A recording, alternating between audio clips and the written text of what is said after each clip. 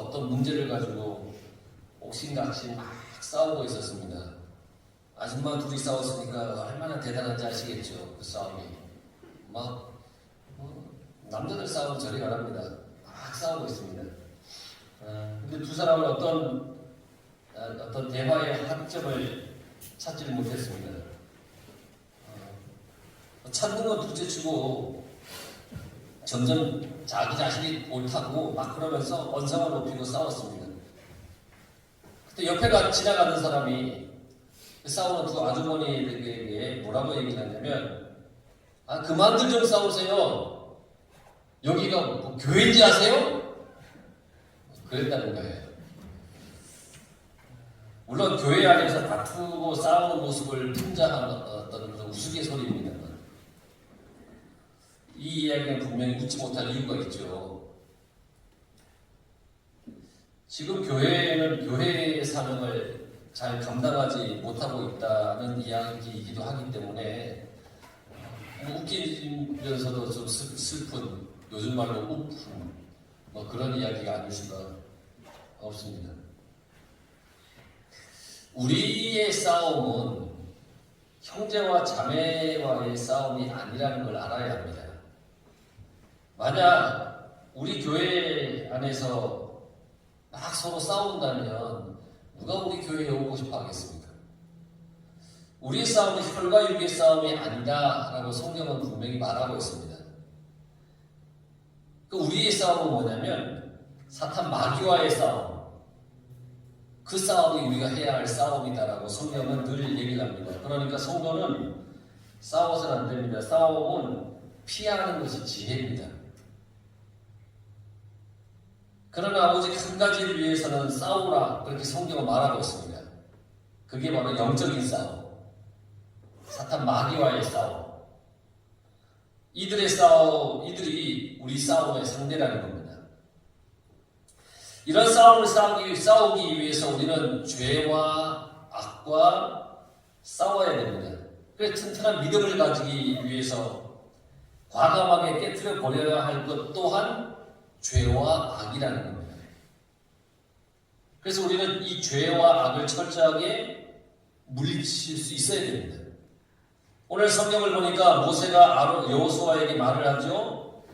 여호수아는 나가서 아말렉과 싸워라. 나는 산꼭대기에서 아론과 훌과 함께 기도하겠다. 그렇게 얘기를 합니다. 여기서 싸움의 상대는 누구냐면 아말렉입니다. 아말렉은 이삭의 아들 에서의 손자인 아말렉의 후손입니다. 그 에서의 손자가 아말렉인데 아말렉의 후예들을 아말렉 족속이라고 부릅니다. 이들은 유목 생활을 하는 족속이에요. 이제 짐승들을 이렇게 내려가면서 풀을 먹이는 그런 것. 그래서 그들에게 있어서 목초지는 너무너무 중요해요. 삶의 터전이에요. 그래서 이 아말렉 족속이 이스라엘이 자기들의 땅을 통과하는 걸 거부했어요. 왜냐하면 60만이나 되는 이스라엘 백성이 자기들 땅으로 지나가면 그 초목지는 어떻게 될까 염려하는 거죠. 60만 명입니다. 우리 태안군이 한 6만 5천 되잖아요. 그게 태안군의 10배나 되는 인구가 지나간다고 생각해 보세요. 나만 하겠습니까? 그 지나가는 자리가. 그러니까 아말렉이 통과하지 못하게 했어요. 거부했어요. 그런데 이것이 아말렉 족속이 이렇게 한 것은 하나님 앞에 커다란 실수하는 거였어요. 왜냐하면 아말렉은 하나님의 군대의 이 전진을 막는 세력이 되고 말았어요. 다시 말하자면 하나님의 일이 진행되지 못하도록 막아버리는 세력이 되었다는 겁니다. 출애굽기 12장 14절에 보면 하나님은 애굽에서 나온 이스라엘 백성들을 뭐라고 불렀냐면 하나님의 군대라 그렇게 말했습니다. 군사훈련을 한 번도 받아본 적이 없는 사람들이에요. 그런데 하나님이 그들을 이스라엘 백성들을 하나님의 군대라 그렇게 표현을 하셨어요. 이유가 뭐냐면 이 이스라엘 백성들이 하나님의 약속의 말씀을 붙잡고 전진해 나가는 사람들이었기 때문에 하나님은 하나님의 군대라고 얘기를 했습니다. 그러한 하나님의 하나님의 군대를 그 전진하는 그 길을 막아버린 게 아말렉 족속이 되어버렸어요. 그런데 이 아말렉과의 이 사건은 이제 지금으로 이 출애굽기 오늘 읽었던 이때로부터 500년이 지난 사무엘 시대 사울 왕과도 연결이 됩니다. 사무엘상 15장 2절 3절에 보면 이 사울 왕이 아말렉과 싸웁니다. 이깁니다. 이때 하나님께서는 자, 아말렉에 있는 모든 것을 다 진멸해라. 하나도 남기지 마라. 다 없애버려라. 그렇게 사울 왕에게 명령을 했어요. 그런데 사울이 이렇게 보니까 좋은 것이 있어요. 있잖아, 이렇게 보면 저거 좋아 보이는데 그걸 남겨두고 싶었어요. 그렇게 해서 아말렉의 왕이 아각을 좋은 자기에게 볼 때 좋아 보이는 전리품과 함께 살려두었어요. 왕을 다 없애야 되는데 일부를 살려두고 남겨두었어요. 그런데 사울과 이 아말렉과의 인연이 이 사울 왕 생의 마지막까지 계속 이어지는데 사무엘 한 1장에 보면 이제 사울 왕의 최후가 나옵니다.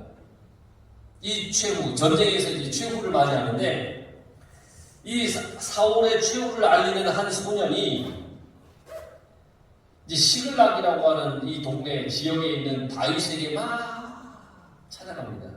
그리고는 다윗에게 사울의 죽음에 대해서 전합니다. 원래 이 사울의 요청에 따라서 부상을 당해서 고통하는 사울을 죽인 거예요. 사울이 그렇게 해달라고 한 거예요. 그러나 다윗에게 관심 있게 보이기 위해서 이 소년이 사울이 칼에 이제 찔려서 엎드려져서 가망이 없는 걸 보고 자기가 완전히 다 죽여버렸다. 사울을 죽였다. 이렇게 다윗에게 얘기를 한 겁니다. 왜냐하면 다윗과 사울 사이가 좋지 않다는 것을 알고 있었기 때문에 당신이 싫어하는 사울을 내가 보니까 가망이 없어 보여서 죽여버렸습니다. 뭐 이렇게 보고를 했습니다.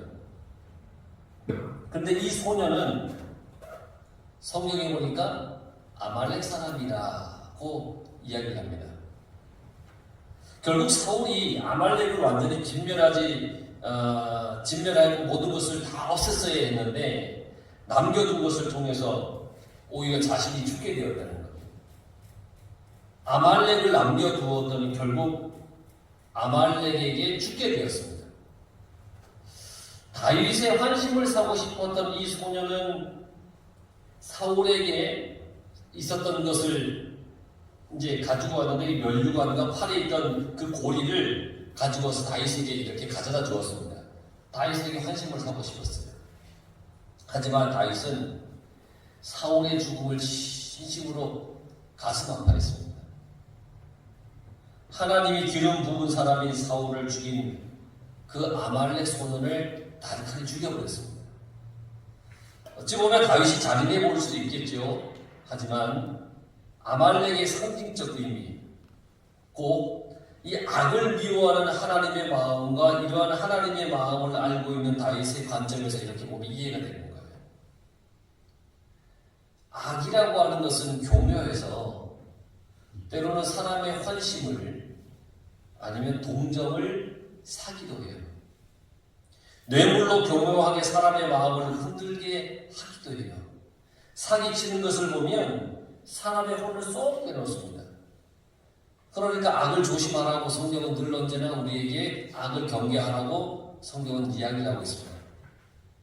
하나님께서 아말렉을 진멸하라고 하신 이유는 악이라고 하는 것은 그 그림자라도 밟지 마라. 그 모양이라도 없애라. 악이 언젠가는 나를 무너뜨릴 수 있기 때문에 그 악한 것을 다 없애버려라. 이런 의미에서 아말렉을 다 진멸해라. 이 말씀을 하신 거였습니다.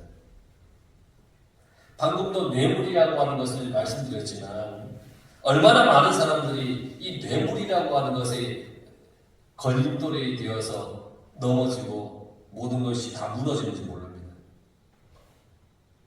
하루아침에 모든 것이 무너지는 것을 이렇게 볼 수가 있습니다. 우리가 죄를 그 모양이라도 없애버리면 죄가 판을 칠 수가 없습니다.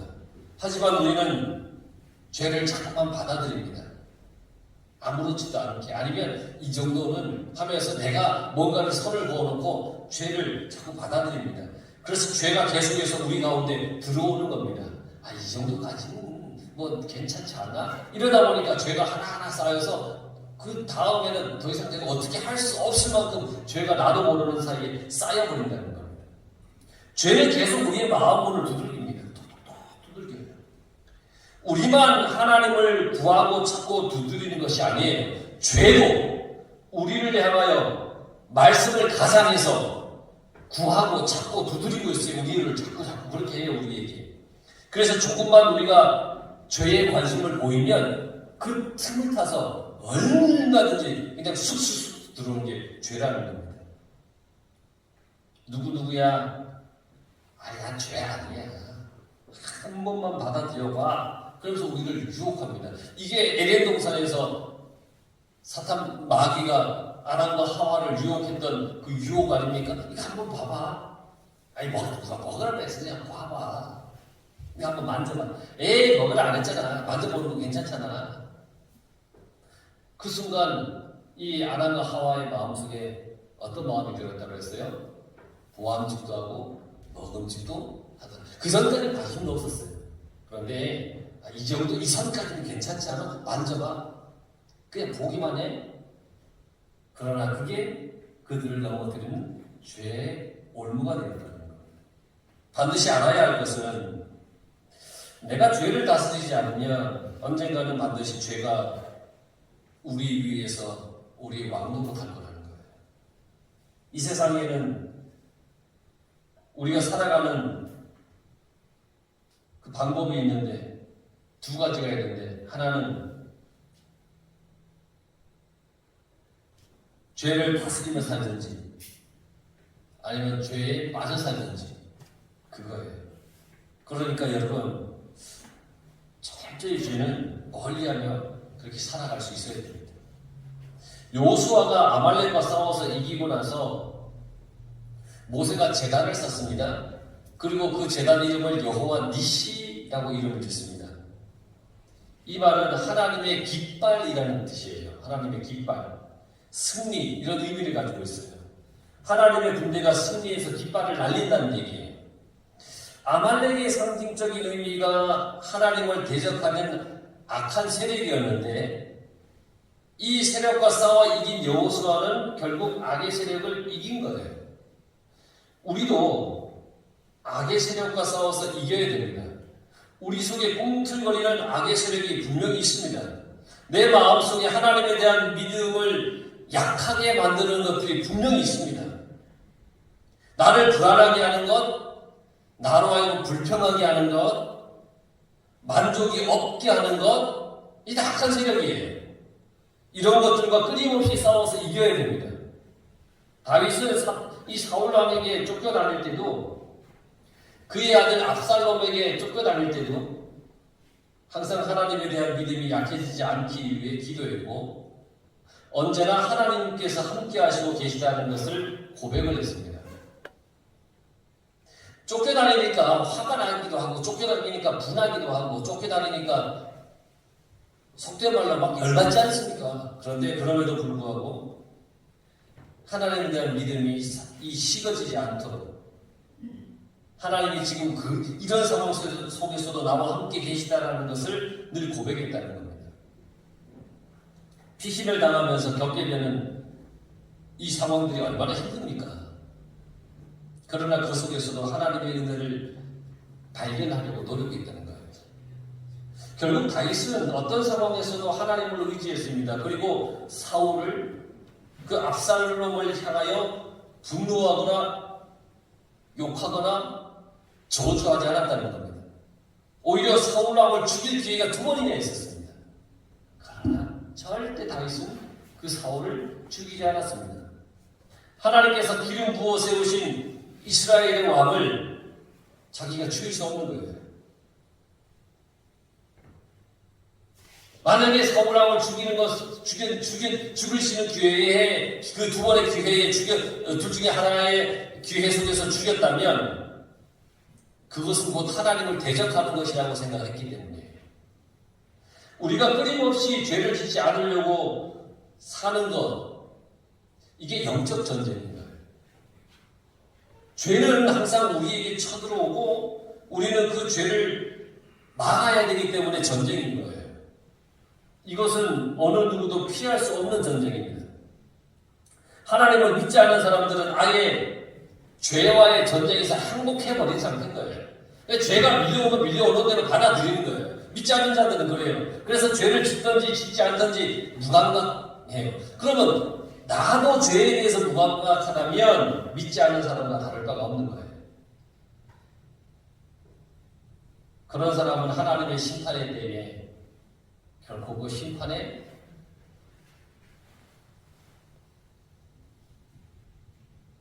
천국과 지옥이 나눠지는 그 심판 속에 지옥으로 갈 수밖에 없는 겁니다. 그렇기 때문에 여러분, 우리는 영적 전쟁에서 승리해야 됩니다. 전쟁에 나가기 위해서는 반드시 필요한 게 있는데 그게 무기예요. 무기 없이 전쟁에 나가는 건 죽는 것과 똑같아요. 맨손으로 전쟁에 나갈 수 있겠습니까? 죽기 위해 전쟁에 나가는 사람이 어디 있습니까? 전쟁에 나가는 사람은 전쟁에 임하는 태도는 이기기 위해서 나가는 것이죠. 이 땅에서 우리가 영적 전쟁을 할 때 가장 필요한 무기가 뭐냐? 그건 다름 아닌 하나님의 말씀입니다. 에베소서 6장 17절에 성령의 검, 곧 하나님의 말씀을 가지라고 했습니다. 성령의 검, 이게 하나님의 말씀이라는 겁니다. 무기입니다. 우리는 하나님의 검이 있어야 됩니다. 이 검으로 사탄을 이겨야 되는 겁니다. 예수님께서 말씀으로 사탄을 유혹을 이기신 것처럼 하나님의 말씀으로 우리가 모든 죄와 싸워 이겨나가야 된다는 겁니다. 요한복음 15장 7절에 보면 너희가 내 안에 거하고 내 말이 너희 안에 거하면 무엇이든지 원하는 대로 구하라 그리하면 이루리라.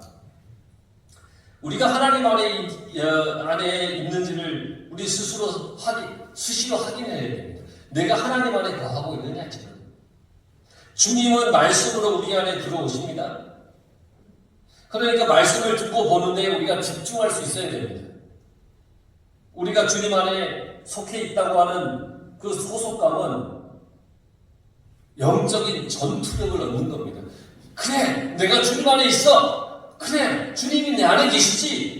이걸 깨닫는 것은 영적인 전투력을 우리가 막 얻고 상승하는 겁니다. 사기가 오르는 겁니다.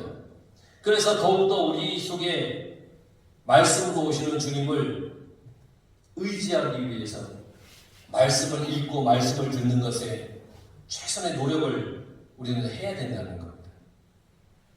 영적 전쟁은 눈에 보이는 전쟁이 아닙니다. 눈에 보이지 않는 전쟁인데 이 전쟁의 터는 바로 우리의 어디냐면 마음입니다. 우리의 마음마치 어떤 자에 따라서 이 전쟁에서 이기기도 하고 지기도 합니다. 하나님의 말씀을 잘 받아들여야 옥토인 겁니다. 내 마음마치 가시밭이나 돌짝밭이나 길가 이러한 상태이면 우리는 이 영적 전쟁에서 이길 수가 없습니다. 내 마음이 옥토라야 됩니다. 좋은 땅이라야 됩니다. 그런데 사탄은 이러한 우리의 마음밭을 막 황폐하게 만들려고 합니다. 그래서 우리의 막 언어를 거칠게 만들고 말을 거칠게 만들어서 마음을 불편하게 만들고 그러면 우리의 마음은 황폐해집니다. 잠언서 24장 1절 2절에 보면 너는 악인의 형통함을 부러워하지 말며 그와 함께 있으려고 하지도 말지어다. 그들의 마음은 강포를 품고 그들의 입술은 재앙을 말합니다. 그러니까 내가 거칠고 나쁜 말을 하면 결국 악과 죄에 사로잡혀 있다라고 하는 그런 얘기입니다. 반면 성령은 우리의 말을 선하게 또 축복의 말을 쓰게 만듭니다. 그래서 우리의 마음을 잘 다스리게 합니다. 잠언 16장 23절 24절 보면 지혜로운 자의 마음은 그의 입을 슬기롭게 하고 또 또 그의 입술에 지식을 다하느니라. 선한 말은 꿀송이 같아서 마음에 달고 뼈에 양약이 되느니라 그랬어요. 잠언 4장 23절 모든 지킬 만한 것 중 더욱 내 마음을 지키라. 생명의 근원이 이에서 난다. 그러니까 무슨 말을 하고 있느냐, 어떤 마음을 품고 있느냐에 따라서 우리가 영적 전쟁에서 이기고 있는지 지고 있는지를 알 수가 있는 거예요. 여러분, 영적 전쟁이 무섭거나 무시무시하다고 생각되십니까? 그럼 나 어떻게 해야 되지? 야, 이 전쟁 어떻게 살만한데? 막 그런 생각이 드십니까? 사실 영적 전쟁이라고 하는 것은요, 정말 우리에게는 막 신나는 전쟁입니다. 왜냐하면 바로 예수님께서 이미 승리해 놓으신 것이기 때문입니다. 그래서 이 영적 전쟁이 나에게 막 신이 나는 전쟁이어야 합니다. 그럼 오직 예수님만 믿고 나가면 됩니다. 그러면 됩니다. 그러면 우리의 삶은 기쁨으로 가득할 겁니다. 아무리 죄가 악한 것이 다가와도 두려울 것이 없는 겁니다. 주님이 내 마음 가운데 계시면 두렵지가 않는 겁니다. 나의 마음을 주관하시고 나의 입술의 모든 말을 주관하시는 주님께서 이미 이겨놓으신 싸움이기 때문에 두렵지가 않는 겁니다. 근데 이 영적 싸움이 두렵다. 그럼 내가 지금 주님 안에 거하여 있지 못하게 됩니다. 여러분 모두가 주님 안에 거하여 살아가시기 바랍니다. 피할 수 없는 고통은 즐기라, 뭐 이런 이야기들도 있지 않습니까? 우리가 살아갈 때 영적 전쟁은 피할 수 있는 전쟁이 아닙니다. 어차피 피할 수 없는 것이니까 내가 주님 안에서 즐기며 싸우는 겁니다. 그리고 이 전쟁은 내가 주 안에 거하여 있기만 하면 이미 이긴 싸움입니다. 우리가 하나님만 의지하고 믿고 나가면 되는 겁니다. 이제부터는 여러분, 죄가 다가오면 과감하게 용기 있게 당당하게 물리쳐 이기시기 바랍니다. 내 앞에 아말렉이 있습니까? 모세가 두 손 들고 기도할 때 그 모든 아말렉의 세력은 밀리고 후퇴하고 지는 겁니다. 그러니까 여러분, 주님 안에서 내게 다가오는 모든 사탄 마귀와 같은 아말렉, 우리가 주 안에서 믿음 안에서 다 이기며 승리하며 그렇게 살아갈 수 있기를 간절히 축원합니다.